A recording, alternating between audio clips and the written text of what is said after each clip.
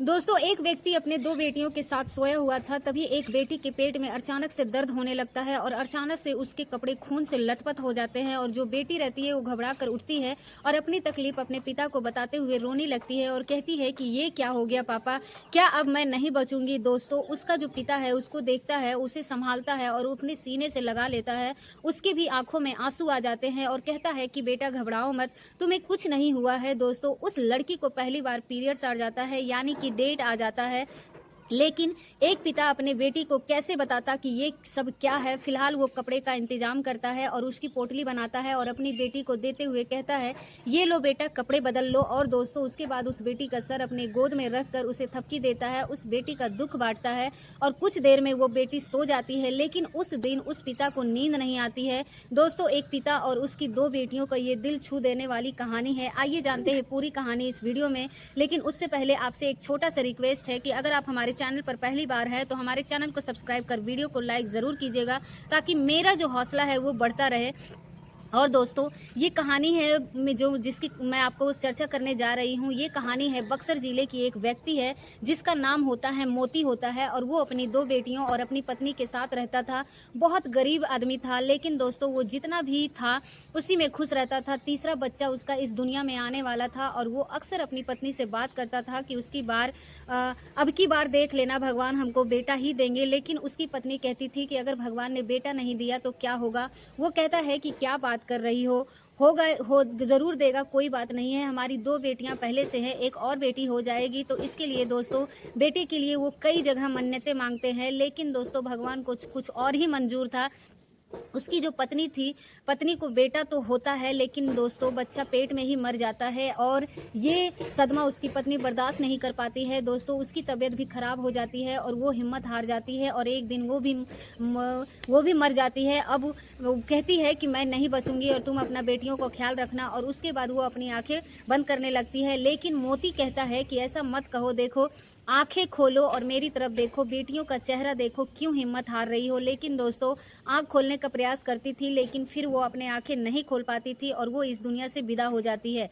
मोती दहाड़े मार मार के रोने लगता है। दोस्तों, उस समय उसकी बड़ी बेटी जिसका नाम गुड्डी होता है, उसकी उम्र 5 साल की थी और छोटी बेटी जिसका नाम नीता होता है, उसकी उम्र 2 साल की थी। फिलहाल उसकी पत्नी इस दुनिया से चली जाती है और कुछ रिश्तेदारों और जान पहचान वालों की उपस्थिति में वो अपनी पत्नी का अंतिम संस्कार करने लगता है और उसके बाद अपनी बेटियों को लेकर अपने घर आ जाता है। अब दोस्तों, जो दोनों बेटियां थी उसमें 5 साल की दो गुड्डी थी, वो समझदार थी, वो अपनी माँ के लिए अक्सर रोती रहती थी, अपने पिता से सवाल करती थी कि मम्मी कहाँ चली गई, सारे कपड़े भी ले गई, अब वो नहीं आएगी क्या, मुझे भी उनके पास ले चलो। लेकिन दोस्तों, अब उसकी बातों पर उसके पिता को रोना आता था, लेकिन वो बेचारा करे तो क्या करे, वो रो भी नहीं सकता था। किसी तरीके से उन बेटियों को संभालता है क्योंकि उसको पालना था। अब दोस्तों, कुछ रिश्तेदारों से कहते थे कि भाई अभी पूरी जिंदगी पड़ी है, इन बेटियों के ऊपर से माँ का साया उड़ गया है, तो तू कहीं दूसरी शादी कर लो, फिर दूसरी औरत को ले आओ, ऐसा कैसे जिंदगी कटेगी, बीतेगी, तुम्हारा घर कैसे संभलेगी। लेकिन मोती कहता है कि मेरी दो बेटियां हैं और इसके लिए मैं सतीली मां नहीं लाऊंगा, वरना वो इन लोगों को सताएगी। इसीलिए दोस्तों, वो अपनी दूसरी शादी नहीं करता है। फिलहाल वो बेटियों को पालता है और चूंकि वो बहुत गरीब था, इधर उधर मेहनत मजदूरी का काम करता था, लेकिन पत्नी के मर जाने के बाद उसका वो भी काम बंद हो जाता है और वो घर पर ही कुछ जानवर पाल लेता है और उसके बाद अपने बेटियों के साथ रहने लगता है। बेटियां दिन भर उसके साथ ही रहती थी, इसीलिए बच्चों की पढ़ाई भी नहीं हो पाती है और किसी तरीके से उसके दिन गुजरने लगते हैं। लेकिन दोस्तों, ऐसे ऐसे दिन गुजरते हैं, जब काफ़ी दिन बीत गए, गुड्डी 14 साल की हो गई, नीता 11 साल की हो गई। ये दोनों जो है अपने पिता के साथ ही रहती थी और एक ही कमरे का एक घर था। बेटियां धीरे धीरे माँ को तो भूल गई, लेकिन उस घर के कोने कोने में मोती की पत्नी की यादें थी, वो उसे भूल नहीं पाता था और उसका मकसद था कि बेटियों के लिए जीना। इसीलिए दोनों बेटियों को अपने पास ही सुलाता था और बगल में एक और चारपाई छोटी सी रहती थी, उसी पर वो सो जाता था। दोस्तों, जब 14 साल की गुड्डी हो गई, एक दिन रात को उसके पेट में अचानक से दर्द उठने लगता है और वो कहती है, बेचैन हो जाती है और सोचती है कि ये कैसा दर्द है। उसके बाद पानी गर्म करके पीती है, फिर सो जाती है। लेकिन दोस्तों, उसका दर्द ठीक होने का नाम ही नहीं लेता है और दर्द दोस्तों एक एक उसका डेट आ जाता है और इस वजह से उसके कपड़े खून से लथपथ हो जाते हैं, बिस्तर भी खून से लथपथ हो जाता है और वो घबरा जाती है और कांपने लगती है, सोचती है कि ये क्या हो गया। हालांकि उससे इससे पहले भी सुना हुआ था। इसके बारे में, लेकिन उसे अंदाज़ा नहीं था कि इस कदर का ये ऐसा होता है। दोस्तों फिर वो अपने किसको जगाती, बगल में नीता सोई हुई थी, वो अभी 11 साल की थी, सारी तकलीफ़ें अपने पिता को ही बताती थी, इसीलिए पास में सोए हुए मोती को जगाती है और वो रोते हुए कहती है, पापा ये क्या हो गया? मोती जब देखते हैं तो कहते हैं कि बेटा घबराओ मत। वो समझ जाते हैं कि उनकी बेटी का डेट आ गया है, उसके बाद वो उसे संभालते हैं, उसके बाद वो कहते हैं कि बेटा घबराओ मत। वो चिल्लाती है, कहती है कि पापा बहुत दर्द हो रहा है, पेट में तकलीफ़ हो रही है और कहते हैं कि बेटा घबराओ मत, ठीक हो जाएगा। उसके बाद वो जाते हैं, उसका कपड़ा लाते हैं और कहते हैं कि बदल लो और कुछ कपड़े लाते हैं, उसे पोटली बनाकर देते हैं और ये लो बेटा कपड़े बदल लो। और उसके बाद दोस्तों उधर कपड़े बदलती है, इधर मोती अपना बिस्तर बदलते हैं। उसके बाद फिर वो कहते हैं बेटा घबराओ मत, रो मत, ठीक हो जाएगी। उसके बाद वो बैठ जाते हैं और उसी बेटी के पास ही और उसका सर अपने गोद में रख कर उसे छोटे बच्चे की तरह थपकी देते हैं और उसे दुख को कम करने की कोशिश करते हैं। अब दोस्तों बेटी के सो जाने के बाद जो बाप था उसकी आंखों में आंसू आ जाते हैं। वो अपनी पत्नी को याद करता है और कहता है कि अब तक तो मैंने इसको पाल लिया, संभाल लिया, लेकिन अब इनको तुम्हारी ज़रूरत थी, लेकिन अब मैं इसे कैसे करूं, क्या क्या करूं? काश भगवान तुम्हारी जगह मुझे उठा लिया होता। तो दोस्तों ये सब कह के वो सिसक सिसक कर रोने लगता है। तभी गुड्डी की आंखें खुलती है और कहती है क्या हुआ पापा? कहते हैं कुछ नहीं बेटा, तुम सो जाओ। दोस्तों वो सो जाती है और उसके बाद फिर वो उसे ठीक कर देते हैं और चादर ओढ़ा देते हैं और फिर बगल में आकर वो उनकी बेटियों की चारपाई से सटी हुई थी उसी पर सो जाते हैं और सुबह उठते हैं तो अपनी बेटी के उठने से पहले सारे कपड़े और बिस्तर धो देते हैं। गुड्डू जब उठती है तो कहती है क्या पापा आज आप काम क्यों कर रहे हो? दोस्तों नज़रें झुकाए अपने पिता से नज़रें भी नहीं मिला पा रही थी, लेकिन वो कहते हैं कि बेटा तुम आराम करो और मैं सारा काम कर लूँगा। उसके बाद कहते हैं कि जाओ नहा धो लो। दोस्तों उसे फिर वो कपड़ा देते हैं और कहते हैं कि ये लो जाओ नहा लो, कपड़े बदल लो और उसके बाद उधर दोस्तों अपना सब कुछ धो के उसे टांग देते हैं। उसके बाद फिर खाना बनाने लगते हैं पर वो गुड्डी आती है, कहते हैं कि बेटा तुम आराम करो, उसका अभी पेट में दर्द तो नहीं हो रहा है? कहते हैं कि नहीं पापा अब ठीक है, लेकिन फिर भी वो कहती है कि तुम आराम कर लो, कल से काम करना। उसके बाद दोस्तों अब वो खाना बनाते हैं तो उनकी छोटी जो बेटी थी वो कहती है पापा आप क्यों खाना बना रहे हो, दीदी क्यों नहीं बना रही है? तो वो कहते हैं कि तुझे क्या मतलब है, उसकी तबीयत खराब है। और वो कहती है कि कहाँ तबीयत खराब है, अच्छी खासी सोई है।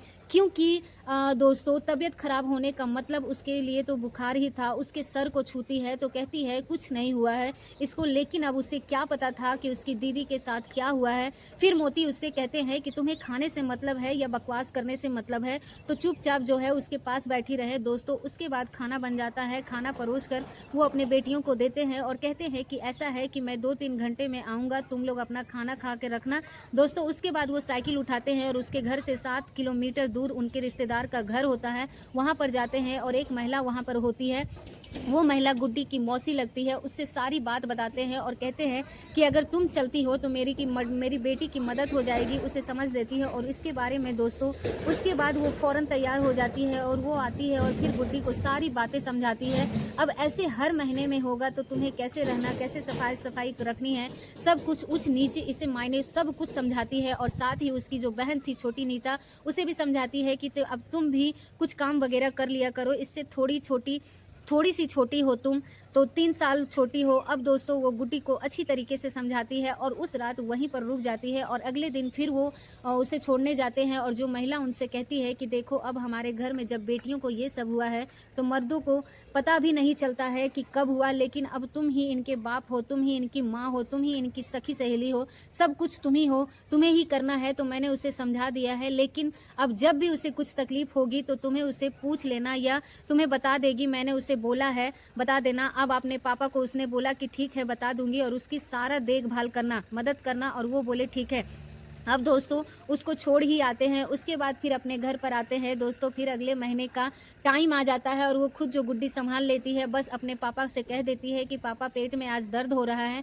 कहते हैं कि बेटा आराम करो, 1-2 दिन बाद काम करना। अब दोस्तों इस तरीके से चलने लगता है और धीरे धीरे गुड्डी जो है समझदार हो जाती है और 4-5 साल और बीत जाते हैं और गुड्डी की उम्र 20 साल की हो जाती है और जो नीता है वो भी 17-18 साल की हो जाती है। लेकिन दोस्तों अब जिस घर में जवान 2 बेटियां हो और किसी चीज़ का डर ना हो तो वो मनचले जो है वो मंडराते रहते हैं दोस्तों। एक दूसरे गांव के कुछ लड़के उन दोनों पर डोरे डालने लगते हैं, लेकिन जो है गुड्डी थी वो समझदार थी, अपने पिता की अ, संघर्षों को, उसने त्याग को, उनके इज्जत को समझती थी। लेकिन नीता ऐसी नहीं थी दोस्तों, उनके बहकावे में आ जाती थी और वो भी ताक झांक करने लगती है। जब गुड्डी उसको समझाती थी तू क्या कर रही हो, लेकिन वो एक लड़के के प्रेम जाल में फंस जाती है और गुड्डी को इस बात का पता चलता है तो उसे डांटती है, समझाती है और ये सब क्या है, तू क्या कर रही है। लेकिन दोस्तों ये कहती है कि इससे तुमसे क्या मतलब है, मैं कुछ भी करूं और तू ऐसे ही रहो, तुझे इज्जत का बड़ा ख्याल है, मुझे इससे फर्क नहीं पड़ता है, मेरी जिंदगी है, मैं जो मर्जी हूँ करूँ। गुड्डू रोने लगती है और कहती है कि अगर पापा ने सुन लिया तो कुछ तो हो गया, समाज में मेरी काफ़ी बदनामी हो जाएगी, सोच क्या होगा, पापा के ऊपर क्या बीतेगी, अगर पापा को कुछ हो गया तो मैं अपनी जान दे दूंगी और उसके बाद तू रहना अकेले यहाँ पर। तो नीता कहती है कि तू मुझे ज़्यादा मत समझा, अगर ज़्यादा समझाएगी तो मैं एक दिन उस लड़के के साथ भाग जाऊंगी, मैं बता दे रही हूँ। अब दोस्तों ये बात सुनकर जो गुड्डी थी वो सन्न रह जाती है और उसके बाद वो रोने लगती है, क्योंकि वो नीता उसकी बातों को नहीं समझती थी। अब दोस्तों जब शाम हो गई तो काफ़ी उदास बैठी थी और उसके पिताजी जो थे अपने जानवरों को चारा कर लाते थे, उन्हें चारा डालते थे और देखते हैं अपने बेटी को तो वो पूछते हैं कि क्या हुआ बेटी, पापा, तो वो बोलती है कि पापा कुछ नहीं। फिर पूछने पर वो कहते हैं कि आप नीता की कहीं शादी करा दो। वो कहते हैं कि क्या बात कर रही हो, अगर शादी होगी तो पहले तेरी होगी, नीता की थोड़ी होगी। वो कहती है कि नहीं पापा, अगर मैं इस घर से चली जाऊंगी तो आपको कौन देखेगा और ये घर कौन संभालेगा, इसीलिए पहले इसकी शादी करा दो, उसके बाद मेरे बारे में सोचना। वो कहते हैं कि ठीक है, शादी की बात जब होगी देखी जाएगी, मैं लड़का तो ढूंढ ही रहा हूँ, लेकिन तेरे लिए ढूंढ रहा हूँ। वो कहती है नहीं, पहले इससे शादी करा दो, लेकिन वो कहते हैं नहीं, पहले तेरी होगी। अब दोस्तों अगले दिन जो मोती थे वो चले जाते हैं अपने जानवरों को चराने के लिए और इधर जो नीता थी वो ताक झाक करने लगती है। तभी जो है गुड्डी से बहस हो जाती है और गुड्डी कहती है ठीक है, अगर ऐसी बात है तो उस लड़के को बुला के लाओ, उसे मैं समझाऊं कि इस तरीके से नहीं होता है, अगर वो शादी करने के लिए हाँ कहता है तो पहले ही तेरी ही शादी करा दूंगी। दोस्तों वो लड़का आता है और ये दोनों बुलाती है। फिर गुड्डी कहती है कि जब प्यार करते हो तो शादी कर लो, इस तरीके से तो क्यों तुम ताक झाक करते हो, हमारी बदनामी होगी। लड़का कहता है कि मैं थोड़ी शादी करूंगा, इससे जो हो गया बहुत हो गया, शादी वर्दी मुझसे नहीं करना है। और कहती है क्यों नहीं करोगे, बहुत बुरा होगा अगर नहीं करोगे। तो वो कहता है क्या कर लेंगे, कोई तेरा बाप क्या कर लेगा, अरे कुछ तो करेगा, उसकी ही बदनामी होगी और शर्म से वैसे ही वो मर जाएगा। अब दोस्तों ये बात जब गुड्डी सुनती है तो उसका खून खौल उठता है और उस पर टूट पड़ती है और कहती है कि तेरी हिम्मत कैसे हुई मेरे पापा के बारे में ऐसी बात करने की। दोस्तों उसे गिरा देती है और उसको पीटने लगती है। नीता भी लग जाती है उसको मारने के लिए, दोनों बहनें उसकी पिटाई करती है। किसी तरीके से वो जान बचाकर वहाँ से भागता है और नीता कहती है कि देख लिया, यही है इसकी असलियत, इसी ने तुम्हें परेशान की। अरे जब हमको दुख होता है तो पापा रोते हैं और आज तुम अपने सुख के लिए हम सबको रुला रही हो। दोस्तों अब उसके समझ में नहीं आ रहा था कि वो क्या जवाब दे और वो कहती है कि पापा ने हमारे लिए इतना त्याग दिया है, तुझे क्या पता। वो कहती है कि क्या पता मुझे, हमें भी उनको लिए क्या त्याग करते हैं, उनको बनाते हैं, खिलाते हैं, उनको काम करते हैं। और कहती है कि तू बस इतना ही पता है।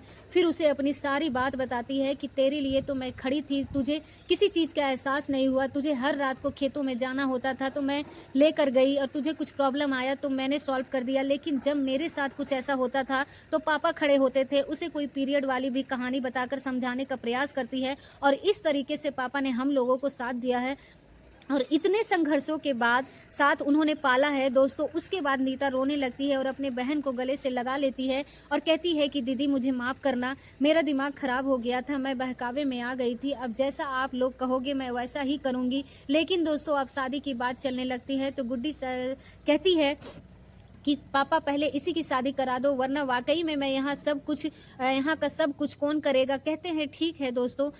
दोस्तों पहले तो वो नीता की ही शादी कराते हैं और उसके बाद दोस्तों फिर गुड्डी की शादी होती है। लेकिन जिस दिन शादी थी दोस्तों, जब उसकी विदाई होती है तो वहाँ पर जितने सारे लोग थे सारे लोग रोने लगते हैं और गुड्डी जो है विदा होते हैं वक्त इतना रोती है कि बेहोश होकर गिर जाती है। लेकिन उसके पति के घर जाना ही था दोस्तों। फिर कुछ देर के बाद उसकी विदाई होती है और उसके बाद फिर वो अपने पति के घर रहने लगती है, लेकिन उसका मन नहीं लगता है, वो काफ़ी उदास रहने लगी थी। तो उसका पति जिसका नाम आलोक होता है वो कहता है कि क्या बात है, तुम इतनी दुखी क्यों रहती हो। तो कहती है कि मेरे पापा हम लोगों के सिवाय इस दुनिया में कोई नहीं है, मुझे उनकी चिंता सताती रहती है। मैं जो हूँ पापा के पास रहना चाहती हूँ। तो आलोक कहता है कि फिर ऐसा करो, जैसे तुम्हारे पापा हैं, सही बात है, अकेले रहते हैं, हमें भी चिंता होती है उनको, यहीं पर बुला लो दोस्तों। उसके बाद वो मोती को अपने पास बुला लेते हैं और फिर ये सारे लोग एक साथ रह रहे हैं। और दोस्तों अब 4 साल हो गए हों और सभी लोग साथ में रहते हैं। गुड्डी को एक बेटा हुआ है, जैसे मोती अपनी बेटियों की देखभाल करते थे, वो गुड्डी के बेटों की देखभाल करते हैं। दोस्तों एक पिता अपने बेटियों के लिए क्या कुछ कर सकता है और क्या कुछ करता है, ये किसी को पता नहीं चलता है, लेकिन इस कहानी के माध्यम से आपको बहुत कुछ सीखने को मिलेगा। दोस्तों ये कहानी आपको कैसी लगी हमें कमेंट करके ज़रूर बताइएगा, और अच्छी लगी तो इसी प्रकार की कहानियों को इस चैनल को सब्सक्राइब करें। फिर मिलेंगे अगले वीडियो में, तब तक के लिए आप सभी को मेरे वीडियो को वॉच करने के लिए आप सभी को मेरे तरफ से धन्यवाद।